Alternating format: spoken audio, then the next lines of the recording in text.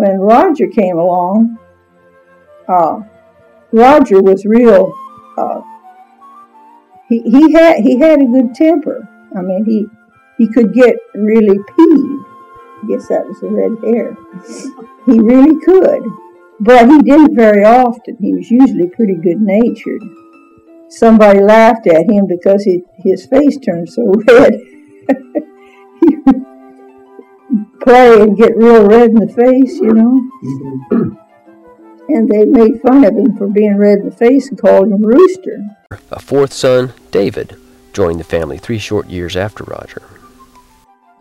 I don't know, David just seemed like David was David. I don't remember him getting into so much trouble, but yet he did from time to time. Of course, I guess everybody did from time to time. And 4 years later, in 1960, came the last little boy, Doug. That's me. You were the angel of the crowd. I mean, you never did. You just walked around and smiled all the time, and we were cutting out the play. Yeah, and he was always, you know, he did a lot of things early. You all thought he was so smart. He'd go around saying he was smarter than Sally Ann. Remember Sally Ann thought? So in 1961, there were June, Gilbert, and 5 boys around the dinner table every evening, ranging from ages 1 to 14. A complicated, busy life? You bet. But still, the couple strove to provide their children valuable experiences and ensure their memories of childhood would be happy ones. Trips to see their family in Washington were essential, so why not make them true adventures?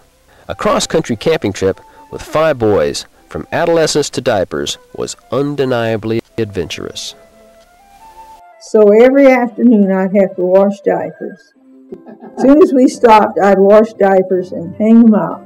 Well, they would never dry. It was never, it was damp, hot, damp weather in the daytime, and it was still damp at night. So these diapers were never dry in the morning when we got up. And so I would take clothespins and clothespin them to the windows around the car so that they flopped in the breeze as we went down the road. I always thought we had a book, we should call it Going Down the Road with Flopping Diapers.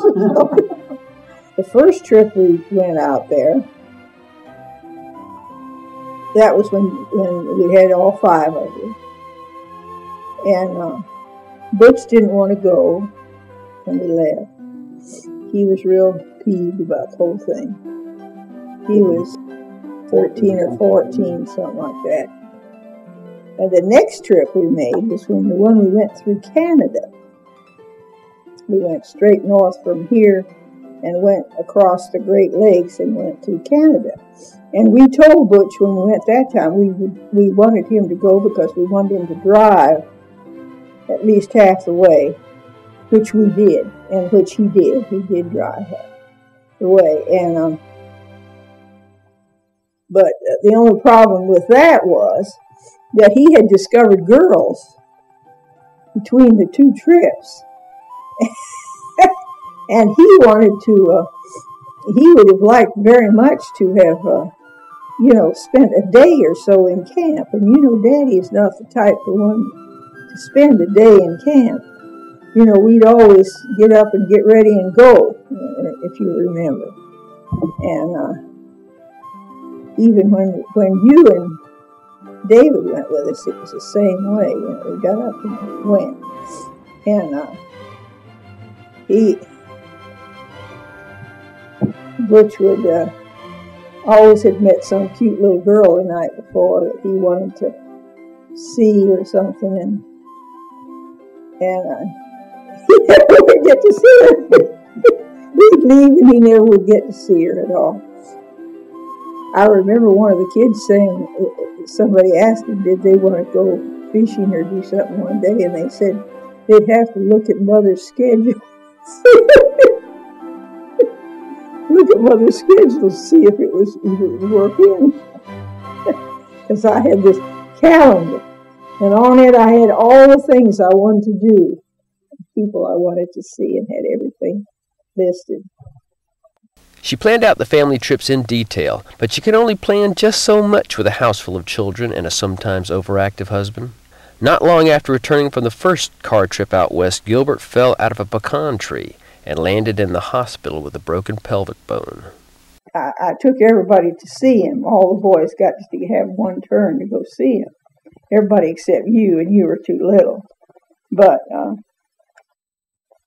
Roger was so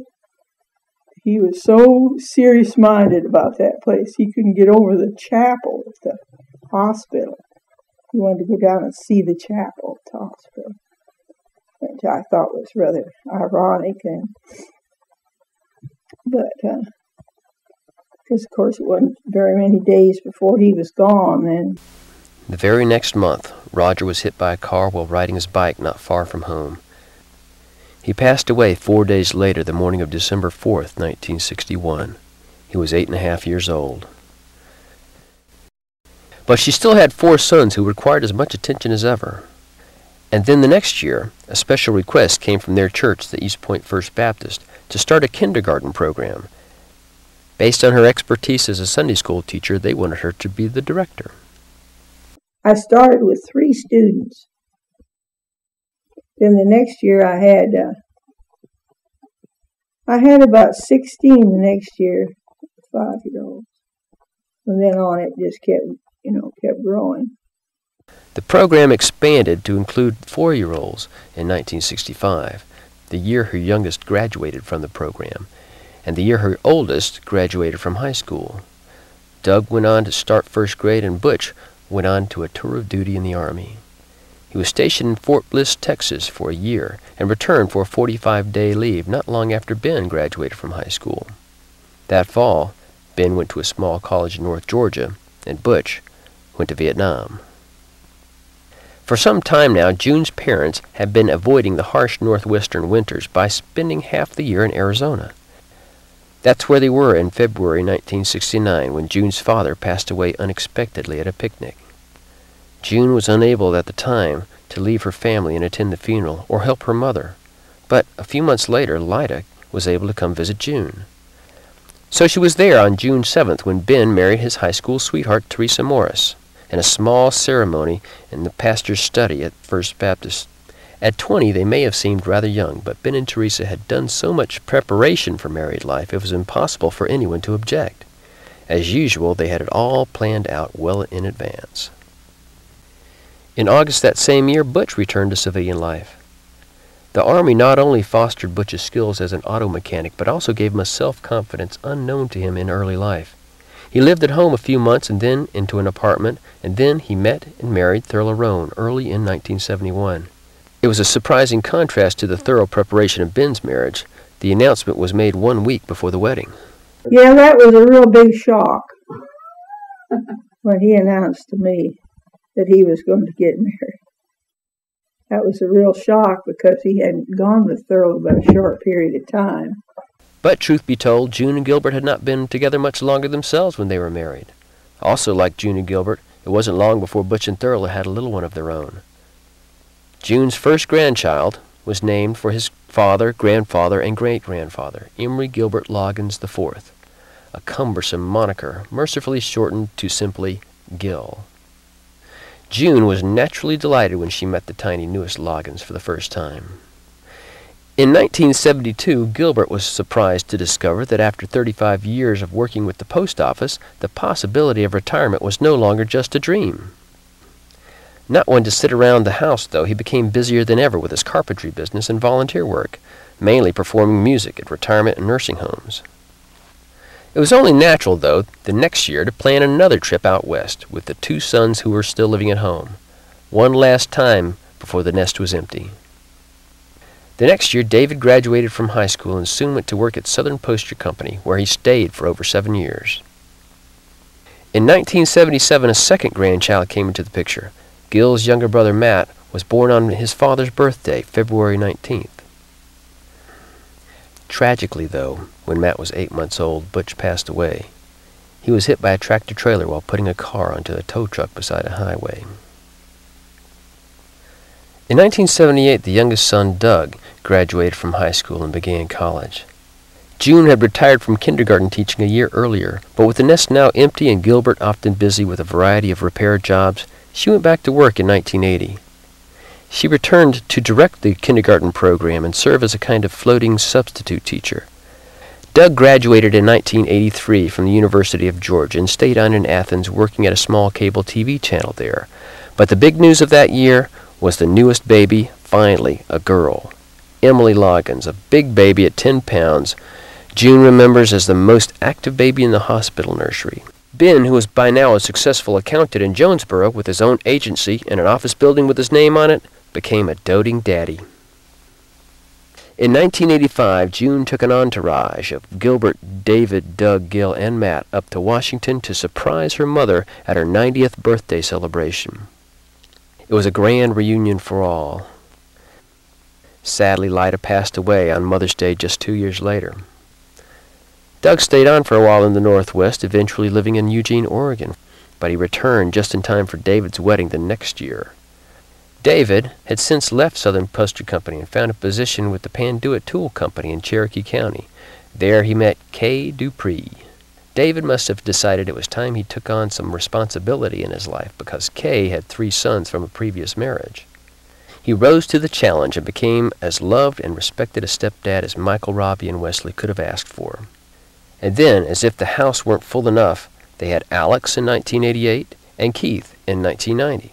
Fortunately, the older sons, Michael and Robbie, soon got married and moved out, or the house may have burst at the seams.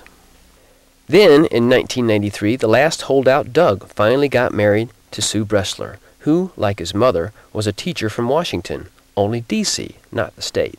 By this time, June had long since retired for good from the kindergarten, but she still stayed busy volunteering with the church library. That is, when she and Gilbert weren't busy traveling the countryside in their camper van. They were constantly going out west to see June's family, stopping at all points in between, or going to see the leaves change along the Blue Ridge Parkway, or zipping off to the music festivals they called singings, so Gilbert could join with the other musicians making the old-time music he loved so much. It was an idyllic retirement. Their 50th anniversary in 1996 was celebrated with much fanfare at the East Point First Baptist. Many relatives and longtime friends joined in the joy of their lifetime together. Then, in 1999, just 3 days after their 53rd anniversary, Gilbert passed away, lying next to June one Wednesday morning in the bed they'd shared for so many years. After a funeral observed by half the city of East Point and many loved ones from far and wide, he was buried beside Butch and Roger at Hillcrest Cemetery in East Point, a mile from their home. For a while after that, June lived by herself, still hosting family gatherings at the old homestead. That was where she and the rest of the family first got to know Tony, the charming, happy toddler that Doug and Sue adopted the next year. Then, mere months after the adoption was finalized, Sue gave birth to a little girl, Ruby, who was so squirmy she apparently couldn't wait to get up and explore the world. And the Loggins just kept coming in the new millennium. Gil married Lisa McDowell, a young woman with a son named Dylan from a previous marriage, and they had June's first great-granddaughter, Lacey Lynn Loggins, in 2002. Then Matt married Amanda Pabian, and in 2004 they had Isabella. But also during this time, June's health concerns made it clear that she could no longer live on her own. For a while she stayed with David and Kay in Canton. Then finally she came to live at Carestone Managed Care Facilities near Ben in Jonesboro, where she has made many friends among the other tenants there.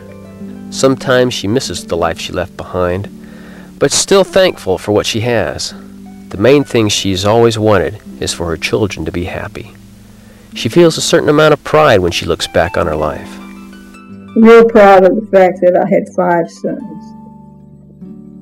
I was real proud of that.